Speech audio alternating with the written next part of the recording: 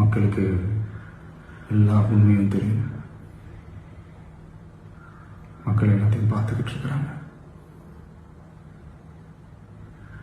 கரூரை சேர்ந்த அந்த மக்கள் அந்த உண்மையெல்லாம் வெளியில் சொல்லும்போது எனக்கு கடவுளே நேரில் வந்து இறங்கி அந்த உண்மைகள்லாம் சொல்கிற மாதிரி எனக்கு தோணுச்சு. சீக்கிரமே எல்லா உண்மைகளும் வெளியில் வரும்.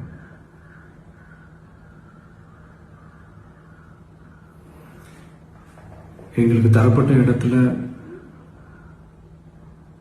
நாங்கள் போய் அந்த ஸ்பாட்டில் நின்று நாங்கள் பேசிட்டு வந்தோம். அதை தாண்டி எந்த தவறும் எங்கள் சைடில் நாங்கள் எதுவுமே செய்யலை.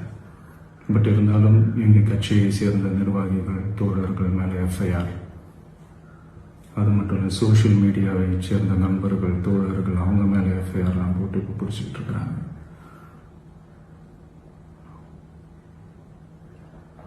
சிஎம் சார், உங்களுக்கு ஏதாவது இந்த பழி வாங்கணும் அப்படின்ற எண்ணம் ஏதாவது இருந்துச்சுன்னா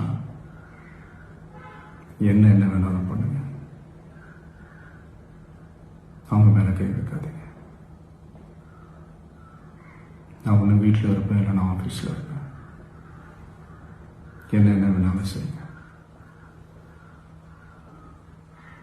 நண்பர்களே, தோழர்களே, நம்மளோட அரசியல் பயணம் இன்னும் ஸ்ட்ராங்காக, இன்னும் தைரியத்தோட கண்டினியூ ஆகும்.